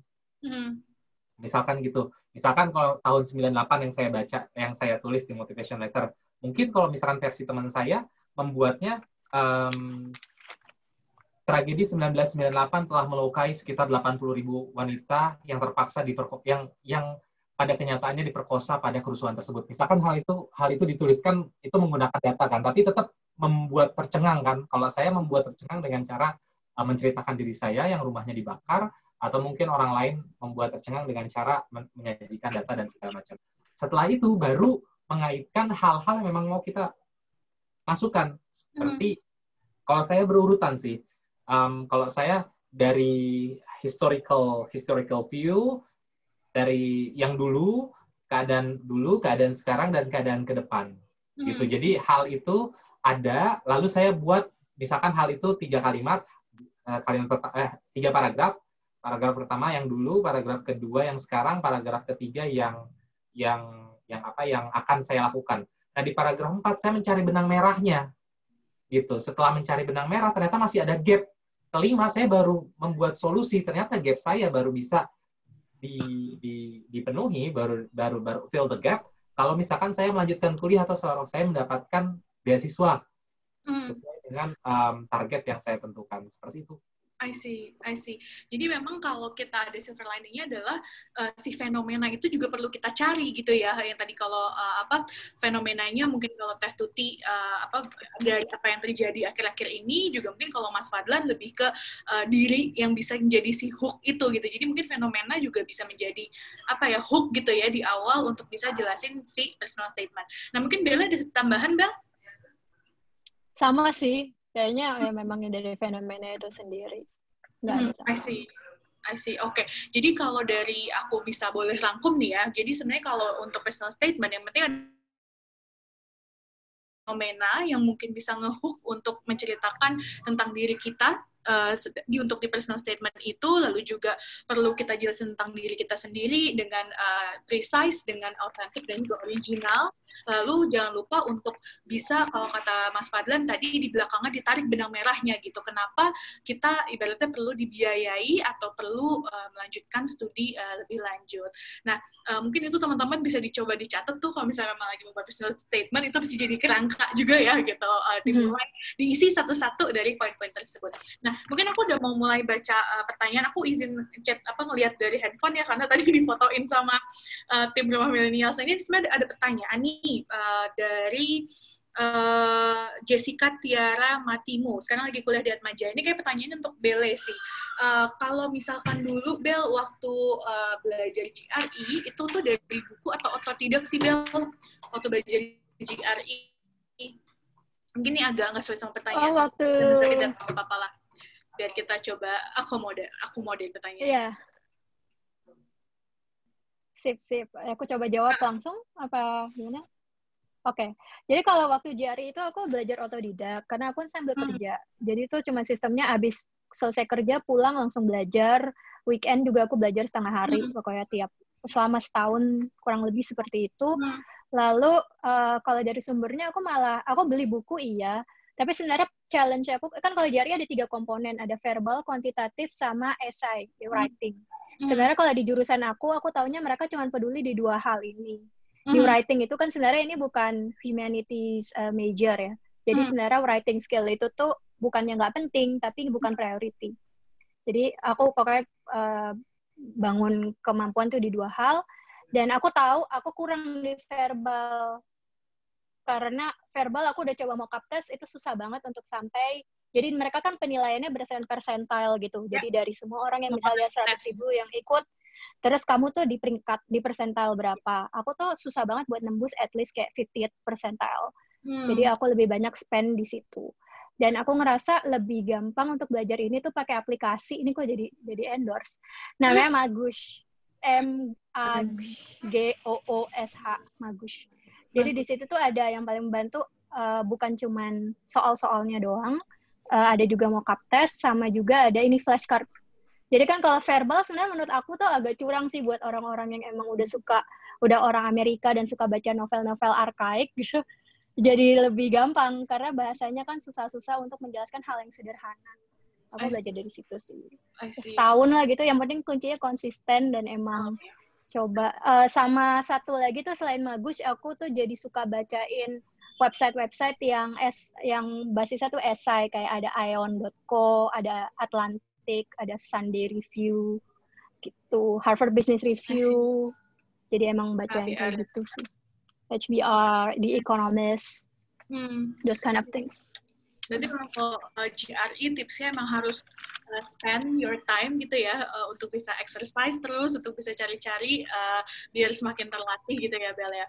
Nah ini tadi pertanyaan dari Aulia nih, seberapa penting menghubungkan personal statement dengan karakteristik beasiswa yang akan dilamar agar bisa menunjukkan nilai jual diri sendiri. Nah ini kan aku mau jawab aja kan, dari tadi juga udah disinggung-singgung ya, bahwa memang penting banget gitu untuk bisa menyambungkan si personal statement kita sama karakteristik atau value-value yang diminta sama si universitas atau scholarship gitu. Jadi Aulia mudah-mudahan sudah terjawab ya Aulia ya.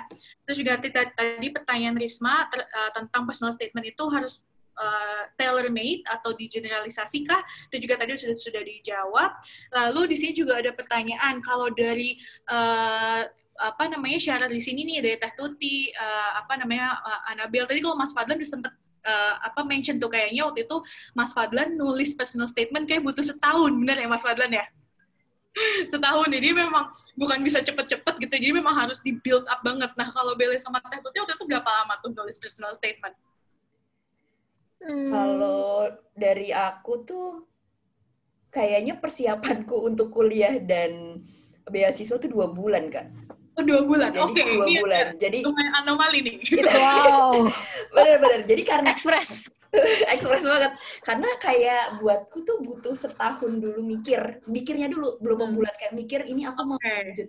Jadi psikolog apa enggak? Karena psikolog kan urusannya juga kayak dokter ya, kayak kesejahteraan psikologis orang gitu. Nah, mikirnya setahun, pas udah bulat, baru tuh ketika LPDP buka, SIMAK UI buka, nah itu cuma 2 bulan gitu. Nah akhirnya waktu itu tadi yang aku lakukan langsung oke nih si beasiswa dan si SIMAK UI butuh apa, aku list, ya udah langsung aku bikin sesuai tadi. Kalau mirip sama Mas Fadlan punya daftar pengalaman yang sudah dilakukan, mulai di checklist mana yang mau aku ceritain, mana yang paling relevan, ya udah langsung diformulasikan itu sih Kak. Jadi aku termasuk yang rada-rada sistem kebut 2 bulan. Asik, sebenarnya 2 bulan nulisnya, mikirnya sih udah setahun ya Teh ya? Mikir mempertimbangkan mau majunya kenapa tuh setahun gitu, tapi nulis diketiknya 2 bulan. Jadi sebenarnya sih prosesnya ya nggak sebentar juga ya Teh gitu. Betul. Godok kepala ini lumayan lama. Akhirnya gue tahu goalnya adalah ini, jadi gue akan baru nulisnya 2 bulan. Nah kalau Bel gimana Bel? Kalau aku tuh come and go sih. Jadi yang kayak tadi aku bilang dimulai dari yang ngeliat contoh teman. Dan juga bikin dokumen, Word dokumen gitu. Itu saya misalnya aku bikin tuh dari Januari, waktu itu bulan Januari. Habis itu aku mulai mempersiapkan hal yang lain, sambil kalau ada yang kepikiran aku masukin. Habis itu, jadi kalau di condense, mungkin emang efektif waktu nulisnya paling cuman ya sebulan, 2 bulan juga. Tapi memang untuk proses sampai finalisasi, ini aku lagi buka folder drive ya, sampai versi 7 aku submit, itu aku nggak pernah berhenti revisi sampai pas waktu itu pendaftaran tutup Januari 2016.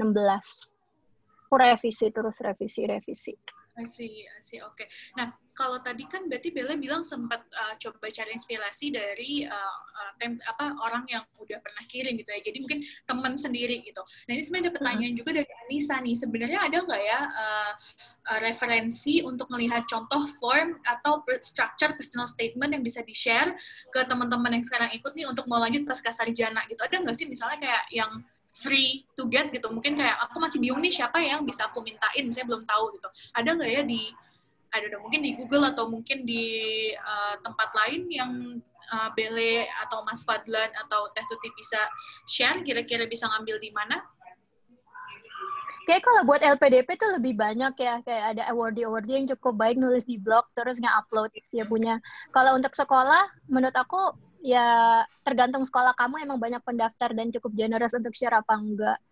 Saran aku sih kalau emang kamu punya banyak waktu, spare banyak waktu, abis itu emang coba cari tahu mungkin ada orang Indonesia yang pernah sekolah di situ, atau kalau nggak ada ya langsung kontak email salah satu students-nya buat ya cari tahu sih, siapa tahu mereka mau share sampelnya.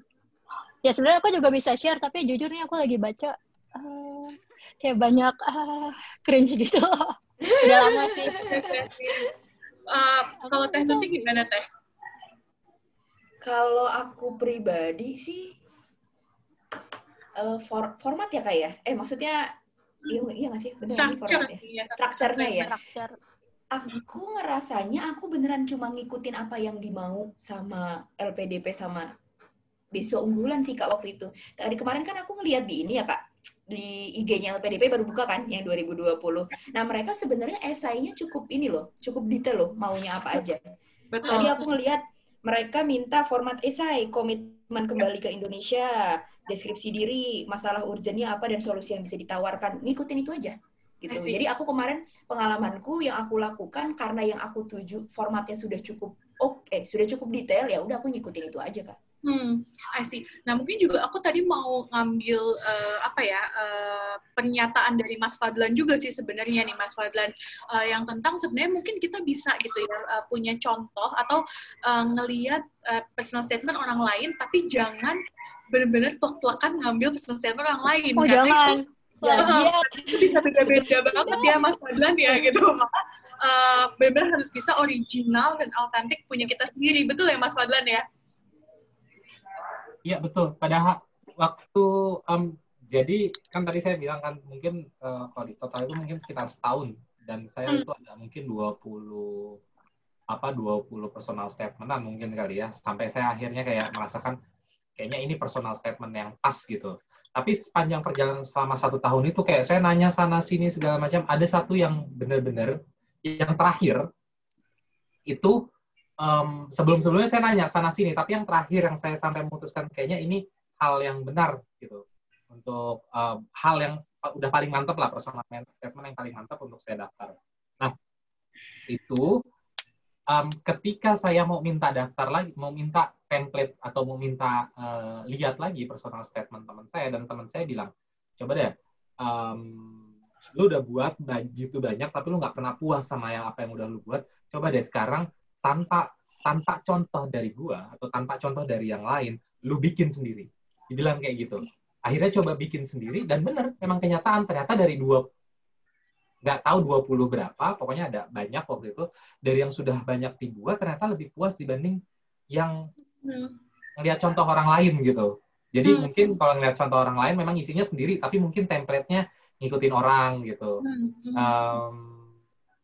Jadi sebenarnya lebih puas dibandingkan yang lihat contoh orang lain. Tapi itu pun karena memang saya sudah nulis beberapa kali gitu. Jadi mungkin udah mulai terlatih, udah mulai tahu celahnya di mana dan baiknya seperti apa.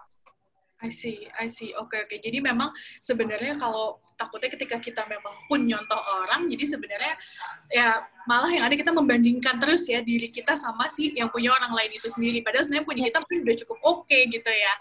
I see. Oke. Nah, mungkin kalau untuk hari ini sebenarnya sih personal statement tuh kayak udah kejawab banget ya teman-teman gitu, Teh Tuti, juga Bele, Mas Fadlan, kayaknya untuk personal statement tadi udah dijelasin banget intinya gimana, dan aku percaya sebenarnya sekarang tinggal gimana nih teman-teman atau sobat millennials bisa mewujudkan apa yang udah kita punya, coba cari tahu scholarship-nya mau apa, universitasnya mau apa, lalu tinggal take step by step atau take a little step untuk akhirnya bisa memulai. Nah, sebelum kita mau tutup acara hari ini nih, Teh Tuti, Bele, dan Mas Fadlan, mungkin Teh Tuti, Bele, atau Mas Fadlan ada saran-saran gitu, atau mungkin pesan-pesan buat teman-teman yang memang lagi berjuang nih gitu, lagi meniti untuk bisa mencapai mimpinya, melanjutkan pasca sarjananya gitu. Mungkin bisa dimulai dari Teh Tuti kali, Teh? Ya, kalau konteks ke personal statement-nya ya Kak, paling ada 2 sih. Yang pertama, be genuine gitu. Ini tadi udah diulang-ulang sih masalah original. Coba ketika teman-teman sudah selesai bikin personal statement itu, coba teman-teman baca, teman-teman nyaman nggak sama tulisan teman-teman sendiri? Bayangin kalau teman-teman aja nggak nyaman sama teman-teman yang tulis, gimana sih interviewer atau si recruiter di beasiswa sama universitasnya ketika baca itu? Itu sih. Yang pertama, make sure teman-teman genuine bikinnya, dan itu teman-teman juga oke, nggak akan ada penyesalan ketika udah submit ini. Itu yang pertama. Kedua, tadi personal statement tuh sudah mengandung banyak hal ya sebenarnya Kak. Kita butuh goal yang clear gitu. Kita butuh tahu kita punya apa yang bisa ditawarkan. Nah, ketika teman-teman bisa memformulasikan ini dengan baik, percayalah ini tidak akan hanya membantu teman-teman ketika mendaftar seleksi universitas atau beasiswa, tapi kalau dalam kasusku ini akan sangat membantu teman-teman bertahan ketika proses pembelajaran dan perkuliahan itu sendiri.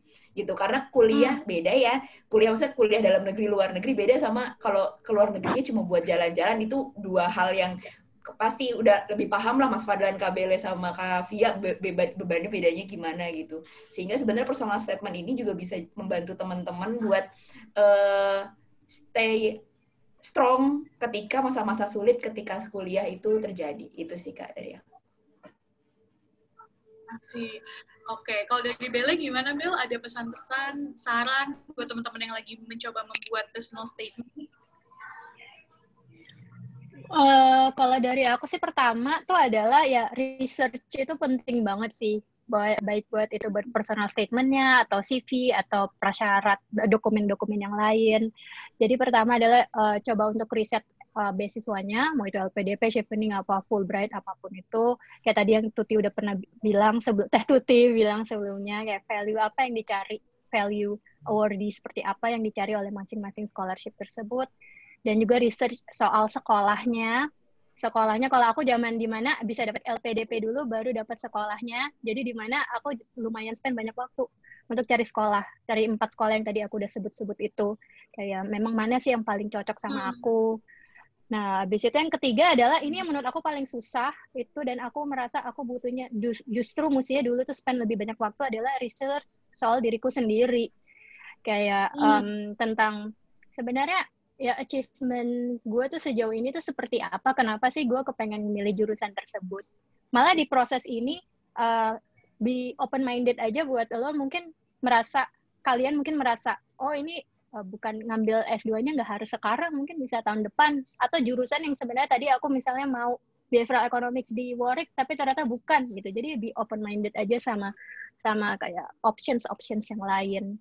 Sama kalau tadi kan riset kan, kalau yang kedua mungkin saran aku tuh adalah ya ini terserah mau disebut kayak review apa edit, pokoknya kita harus terbuka juga untuk melihat kalau yang versi pertama nggak akan ada versi yang sempurna, tapi yang penting tuh adalah kamu tuh harus tetap coba revisit lagi, kamu improve lagi sampai akhirnya di momen dimana pas kamu submit kamu udah nggak harus yakin, tapi setidaknya di saat itu adalah versi terbaik dari personal statement kamu yang akan disubmit, pastikan itu gitu. Jadi di situ tadi aku sempat mention soal proofreaders, tapi sebenarnya juga ya spend kamu banyak waktu untuk membaca lagi sih.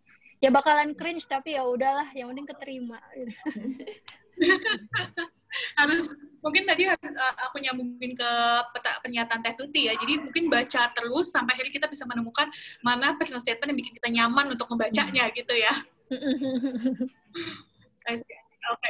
Nah, Mas Fadlan mungkin mau melengkapi atau ada saran-saran buat teman sobat millennials nih yang lagi menyusun personal statement? Mungkin kalau tadi udah berkutat kepada personal statement, kurang lebihnya mungkin sama ya. Tapi saya mau coba secara general sih sebenarnya. Sebelum teman-teman memutuskan untuk lanjut kuliah, cari beasiswa, apalagi kuliah di luar negeri, hanya 2 hal yang perlu teman-teman pertimbangkan. Di samping tadi banyak hal yang sudah kita bahas ya, persiapan JRI dan segala macam. Apa 2 hal tersebut? Pertama, luruskan niat. Kedua, bulatkan tekad. Kenapa? Kalau niatnya nggak lurus, seperti tadi yang sudah diterangkan oleh Teh Tuti, pasti nanti ketika teman-teman lulus kuliah di luar negeri, kalau niatnya nggak lurus, pasti ada aja halangannya. Mungkin teman-teman lihat ada beberapa kasus di mahasiswa di luar negeri, di Tiongkok juga ada yang meninggal karena begini begitu segala macam. Tapi yang perlu kita lihat apakah niat-niat mereka lurus. Sekalinya pun sanggup untuk lulus dan pulang ke Indonesia, pasti selalu aja ada halangannya kalau misalkan niat kita nggak lurus. Adalah mungkin teman-teman lihat lulusan luar negeri S2 atau S3 pulang ke Indonesia nggak kerja atau segala macam. Karena kenapa? Karena mungkin niatnya nggak lurus dulu. Kedua, bulatkan tekad. Kenapa bulatkan tekad? Kuliah di luar negeri itu tidak seindah, termasuk persiapannya ya, dari persiapan sampai kuliah di luar negeri itu tidak seindah seperti yang teman-teman lihat di Instagram. Foto di depan Menara Eiffel, foto di depan Patung Liberty, foto di Great Wall, dan macam-macam. Aku nggak ada fotonya. Ada. Pemalu, anaknya pemalu. Banyak, ya walaupun itu a part of senang-senangnya ya, tapi banyak juga hal-hal yang sebenarnya nggak senangnya. Dan itu teknik teman-teman harus bulat. Kalau nggak bulat, itu pasti akan gugur di tengah-tengah. Baru bikin motivation letter, terus dapat kritik dari misalkan dosen atau reviewer, terus teman-teman mundur. Udahlah, kayaknya gue nggak bakat nih kuliah di luar negeri. Baru ikut beasiswa sekali, misalkan baru ikut seleksi beasiswa sekali, terus nggak lolos, terus bilang, udahlah nggak kayaknya gue nggak bakat kuliah di luar negeri. Baru ikut tes IELTS 4 kali, sekali, terus nggak lulus, 2 kali nggak lulus, terus bilang kayaknya gue nggak bakat ngomong bahasa Inggris, tesnya nggak pernah lolos. Nah, kalau tekadnya nggak bulat, nggak mungkin bisa tercapai. Nah, kalau misalkan tekad sudah bulat, baru tuh susun statement letter dan segala macam. Satu hal lagi, mungkin yang agak cukup berbeda, ini perspektif saya, diikutin monggo, nggak diikutin nggak apa-apa, karena setiap orang punya perspektif masing-masing dan punya motivasi masing-masing. Motivasi saya adalah bukan bertentangan, tetapi ini saya mencoba memberikan apa yang menjadi perspektif saya. Tiada usaha yang mengkhianati hasil. Nah, kalau perspektif saya atau kalau motivasi saya, kita sebagai manusia, tujuan utama kita adalah berusaha. Karena kenapa? Kalau kita berpaku pada tiada usaha yang mengkhianati hasil, usaha sudah mati-matian, jungkir balik, jatuh bangun, usahanya nggak berhasil, dikhianati, pasti akan akan kecewa. Tapi kalau misalkan motivasinya tujuan kita memang berusaha, masalah hasil itu adalah hak dan wewenang Tuhan. Jadi apapun yang terjadi, apapun keadaannya, memang tugas manusia atau tugas kita adalah usaha terus. Kenapa seperti ini? Karena saya berpengalaman dari ketika saya mencari beasiswa dulu, saya memimpikan mau kuliah di Oxford waktu itu, jadi di hubungan internasional. Tes IELTS sampai 5 kali, sampai ke kampung Inggris, sampai keluar kerja, jual mobil, dan segala macam. Usahanya bukan main kan, tapi nggak diterima di Oxford. Berarti kan usaha saya dikhianati sama hasilnya. Karena walaupun misalkan nggak diterimanya walaupun karena memang background universitas saya, mungkin teman-teman di sini beruntung karena universitasnya yang diakui di seluruh dunia ya. Tapi universitas saya dulu setelah saya lamar, setelah saya apply, IELTS saya nyampe 7,5, terus pihak Oxford bilang setelah sekian bulan, terus pihak Oxford bilang, mohon maaf untuk saat ini kami belum memverifikasi universitas kamu. Jadi mungkin baru tahun depan untuk memverifikasi. Waktu itu universitas saya Universitas Nasional, saya nggak malu untuk bilang ini. Alma mater saya Universitas Nasional, satu-satunya universitas yang namanya Universitas Nasional yang berstatus swasta. National University of Singapore, negeri. Australian National University, negeri. Yang lain negeri. Dan cuma di Indonesia yang sifatnya swasta. Mungkin itu salah satu alasan kenapa Oxford itu nggak recognize ini universitas apa gitu. Kenapa nggak kita recognize dan nggak pernah ada alumni yang apply kuliah di situ. Dibilang sakit hati. Dibilang kecewa. Tapi semenjak saat itu saya mulai berpikir, memang tujuan manusia di dunia ini adalah berusaha. Masalah hasil itu adalah wewenang dan kehendak dari Tuhan Yang Maha Esa.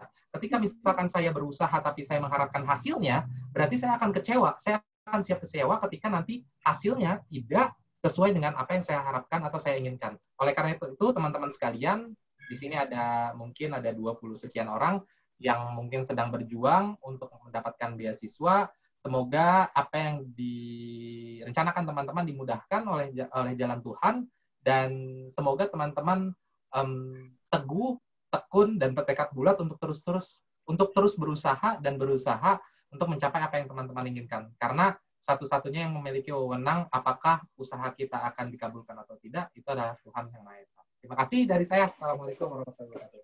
Waalaikumsalam. Waduh, keren banget sih menurutku. Jadi kalau aku boleh rangkum nih ya dari Teh Tuti, Bele dan juga Mas Fadlan, memang ketika kita punya mimpi untuk bisa bukan cuma untuk melanjutkan pasca sarjana kali ya, in every kind of goals that we have, itu kita mungkin harus bisa be genuine gitu ya, untuk bisa authentic gitu. Terus kita juga perlu research tentang apa yang kita mau tuju, dan even research tentang diri sendiri. Lalu kita juga perlu banget untuk terus berusaha, punya mindset untuk berusaha, dan biarkan Tuhan memiliki wewenang untuk menentukan hasil. Gila, ini menurutku keren banget.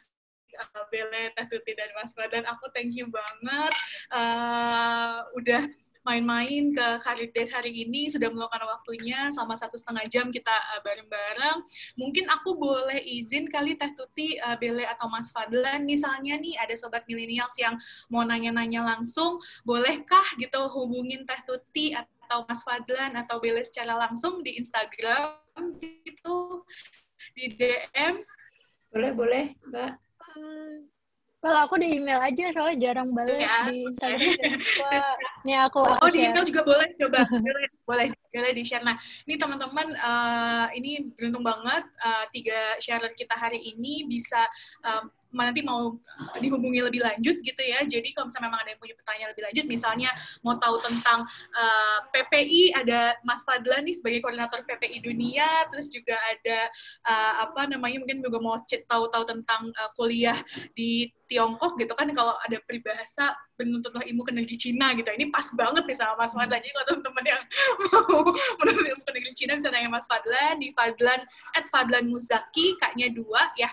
Terus juga ada Teh Tuti dan juga ada bisa di email ke emailnya Kak Bele. Nah, aku juga mau ngingetin buat teman-teman yang mau ikutan giveaway untuk kandidat hari kali ini juga bisa aku tunjukin lagi ya. Jadi bisa ikutan giveaway-nya di caranya share apa yang udah kita dapetin hari ini. Tunggu, udah kelihatan kah? Udah ya. Jadi bisa di-share apa yang kita dapetin hari ini, terus nanti bisa di-post di Instastory ataupun di IG feed, terus di-tag ke rumah.millennials, ada 2N-nya 2, lalu bisa di-tag aku @alfianjani, terus kita push hashtag-nya #careerdate. Nah, mungkin aku mau ucapin terima kasih lagi buat Teh Tuti, buat Bele, sama buat Mas Fadlan atas waktunya. Aku juga mau ucapin makasih buat sobat-sobat milenials yang udah join hari ini. Semoga teman-teman yang sedang membuat personal statement, yang sedang mencoba untuk apply ke universitas yang dituju, jurusan yang dituju, scholarship yang dituju, semoga semuanya dilancarkan, dan semoga kita semua bisa sehat-sehat. Oh, aku lupa, mungkin kita bisa foto dulu sebentar kalau boleh. Jadi biasanya kita kalau di Cardlit suka foto-foto dulu nih, jadi sebelum kita nanti bye-bye. Mungkin boleh dinyalakan kameranya. Di sini masih ada Aulia, masih ada Jessica. Halo Jess, tadi nanya-nanya ya Jessica. Ada Dinda, Nabil. Aku mungkin kasih 10 detik untuk buka kameranya. Ada Halimah. Halo Halimah. Terus ada siapa lagi nih? Ihsan, mungkin Yeni. Ade Fajri, mungkin kita bisa munculin kameranya, jadi biar siapa tahu nanti kalau ketemu di jalan bisa say hi kita. Pakai masker, nggak kelihatan. Oh iya, pakai masker ya. Udah nggak pandemi, Bel. Oh, amin. Sudah kalau udah ketemu gitu. Oke, ini aku coba foto aja kali ya. Oke, masih ada yang muncul. Oke, halo Ihsan, apa kabar? Oke, aku tunggu 5 detik lagi ya. 5, 4, 3, 2, 1. Oke, kalau gitu aku langsung foto aja ya. Oke. Mari ini halaman pertama dulu.